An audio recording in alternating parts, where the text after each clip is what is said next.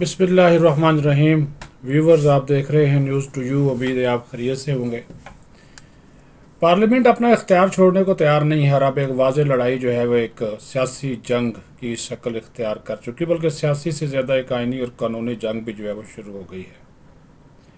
दो इश्यूज़ पे बात करेंगे। दूसरा इशू जो है वो आज वज़ीर-ए-आज़म शहबाज शरीफ से आर्मी चीफ और DGSI की मुलाकात है और इस मुलाकात में मुल्क की दाखिली सलामती की सूरत हाल, अमन व अमान के मामला, इंटेलिजेंस बेस्ड ऑपरेशंस, उसके ऊपर तबादला ख्याल किया गया। तो ज़ाहिर है जब इस किस्म की मुलाकात होती है तो फिर दीगर इशूज़ जो सलामती से मुतल्लक़ और ख़ास तौर पर जो पाकिस्तान की सालमियत और सलामती से मुतल्लक़ होते हैं उसके ऊपर भी तफसीली बातचीत जो है वो लाजमी तौर पर होती है। लेकिन सबसे पहले जो पार्लियामेंट ने सुप्रीम कोर्ट को जवाब दिया, आपको मालूम है कि सुप्रीम कोर्ट ने आज जो है वो हुकूमत की मुख्तलिफ दरख्वास्तें रद्द की और ये जो supreme court practice and procedure जो बिल था, जिसको हम अदालती इस्लाहत का बिल कहते हैं, इसके ऊपर जो हुक्म इम्तनाई अदालत ने दिया हुआ था उसको ख़त्म करने से इनकार कर दिया और इस हवाले से अटार्नी जनरल ऑफ पाकिस्तान की दरख्वास्त रद्द कर दी गई। इसी तरह पाकिस्तान बार काउंसिल की जानब से जो रिक्वेस्ट की गई थी, उनसे दरख्वास्त की गई थी, जस्टिस मुज़ाहिर अली अकबर नकवी, उनके खिलाफ रेफरेंस दायर हो चुका है, तो लिहाजा उनको बेंच से अलहदा किया जाए, इसको भी उन्होंने मानने से इनकार कर दिया चीफ जस्टिस ने।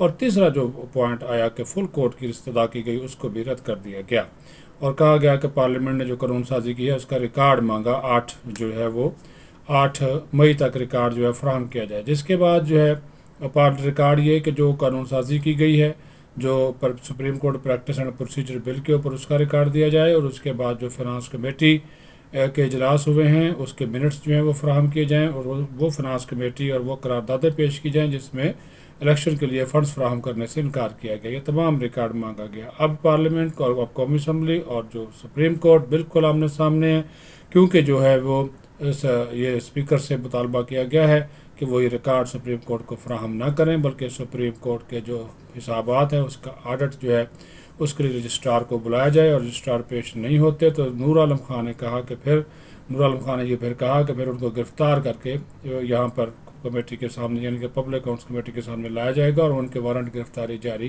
कर सकते हैं बतौर चेयरमैन PAC। तो यहाँ तक मामला जो हैं वो पहुँच चुके हैं और ख्वाजा आसिफ ने बड़ी धुआंधार तकरीर की है आला और मुअज़्ज़ज़ जजेस के हवाले से अपनी अरकान पार्लियामेंट की तनख्वाहों का, और साथ ही साथ फिर जो है वो मुअज़्ज़ज़ जज साहबान की तनख्वाहों और पेंशन का मुवाजना भी किया है और ये भी कहा कि इनके लिए तो ट्रैफिक बंद हो जाती है। क्या किसी MNA के लिए ट्रैफिक बंद होती है? ये गाड़ियाँ चलती हैं हूटर पर, हमारे लिए ऐसा नहीं होता। और साथ ही साथ फिर एक और चीज़ मैं आपको बताता जाऊं, जो सिचुएशन इस वक्त बनती जा रही है कि जो साबिक़ चीफ जस्टिस हैं ज़ाकिर निसार, उनके हवाले से उनके जो ऑडियो आई है, ऑडियो उनके बेटे की और उनकी जो ऑडियोज़ आई हैं उसके हवाले से ऐवान की खुसूसी कमेटी बनाने की जो करारदाद थी वो भी मंजूर कर ली गई है। तो ये भी कहा गया, लेकिन जबकि ख्वाजा आसिफ का ये मुतालबा बार बार आ रहा था, बाज़ अरकान ने मुतालबा किया कि सुप्रीम कोर्ट को किसी सूरत जो है वो रिकॉर्ड फराहम ना किया जाए।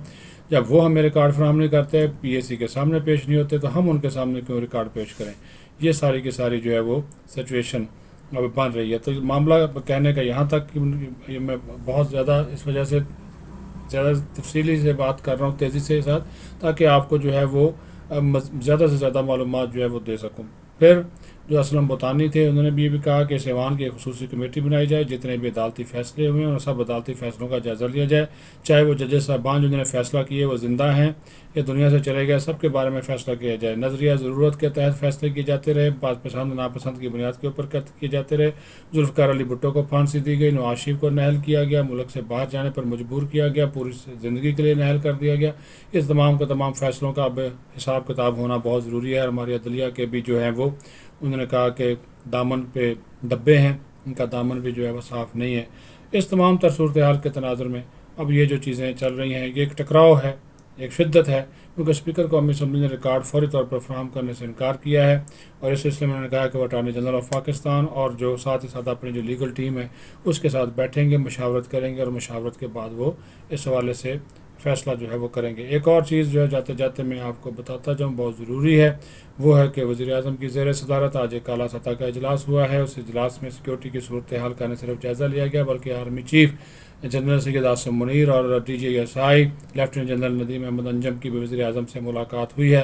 और इस मुलाकात में मुल्क की दाखिली सलामती की सूरत हाल के साथ साथ जो है अमन अमान से मुतल्लिक़ मामला और ख़ास तौर पर जो पूरे मुल्क में दहशत गर्दों के ख़िलाफ़ इंटेलिजेंस बेस्ड ऑपरेशन इस वक्त जारी हैं, जो कामयाबियाँ हासिल हुई हैं, उसके बारे में वज़ीर आज़म को आगाह किया गया। और वज़ीर आज़म ने इसके ऊपर इत्मीनान का इजहार भी किया और कहा कि हमारी फ़ौज पाकिस्तान और हमारे इंटेलिजेंस के इदारे ख़ास तौर पर जो ISI है मुल्क से दहशत गर्दी के ख़ात्मे के लिए जिस तरह अपना किरदार अदा कर रही है और जिस तरह जो है वो इन ऑपरेशंस को आगे बढ़ा रही है दीगर लॉ इन्फोर्समेंट एजेंसीज़ के साथ मिलकर, उसके उसके उसकी वजह से इस मुल्क में जो है वो अमन व इस्तेहकाम आ रहा है और हम दहशत गर्दों को उनके अज़ाइम में कामयाब नहीं होने देंगे। फिर army chief general Syed Asim Munir ने बड़ा कामयाब दौरा किया, 4 रोज़ा दौरा था उनका चीन का।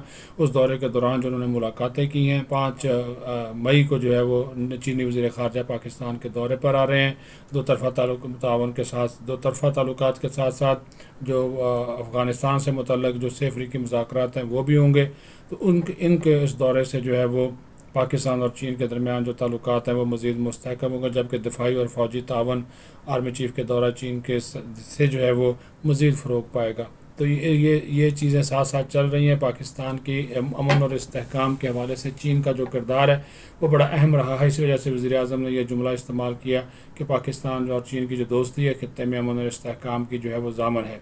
तो व्यूवर्स, जो डेवलपमेंट्स हो रही हैं, जो चीज़ें चल रही हैं और ख़ास तौर पर जो हमारी अफ़वाज पाकिस्तान है, इस तमाम तर सूरत हाल से उन्होंने ख़ुद को वो चूँकि सालमियत के मामलात हैं, सलामती के मामलात हैं, उसकी तरफ उन्होंने ज़्यादा तवज्जो दे रखी है। लेकिन वो इस वक्त डेवलपमेंट्स मुल्क के हालात हैं वो भी इसमें बेहतरी चाहते हैं कि तमाम शराकतदार बैठ कर बात करें। मुज़ाकरात हो रहे हैं, मुज़ाकरात का कोई ना कोई नतीजा निकलना चाहिए और मुज़ाकरात के नतीजे में मुल्क में सियासी इस्तेहकाम आए। सियासी इस्तेहकाम आएगा, मुआशी इस्तेहकाम आएगा, मुआशी इस्तेहकाम से सिक्योरिटी का इस्तेहकाम आएगा और साथ ही सिक्योरिटी के इस्तेहकाम से मुराद है कि हमारी जो सिक्योरिटी के तकाज़े हैं, जो हमारी दिफाई ज़रूरियात हैं, जो हमारी अमन व अमान है, जो सरमायाकारी का माहौल है वो बेहतर होगा।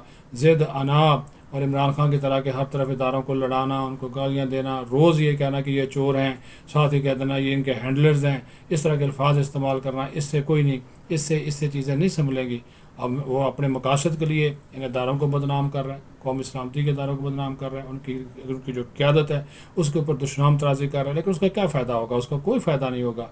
सीधी सी बात है कि ये अपने गिरेबान में तो झांके कि जिन इदारों की वजह से, इस फ़ौज की वजह से, जिस इस्टेब्लिशमेंट की वजह से वो 3.5 पौने 4 साल हुकूमत करता रहा और उसके आप इतना एहसान फरामोश है कि उसी के बारे में आज इस किस्म की वो गुफ्तगू कर रहा है। तो ऐसा शख्स दोबारा अगर इक़्तिदार में आ गया तो आप अंदाज़ा लगा लें कि इसके अज़ाइम क्या होंगे, जो अपनी ही फ़ौज को कमज़ोर करने पर तुला हुआ है, जो अपने ही रियासती इदारों के ख़िलाफ़ जो है वो जहरीला प्रोपगंडा कर रहा है।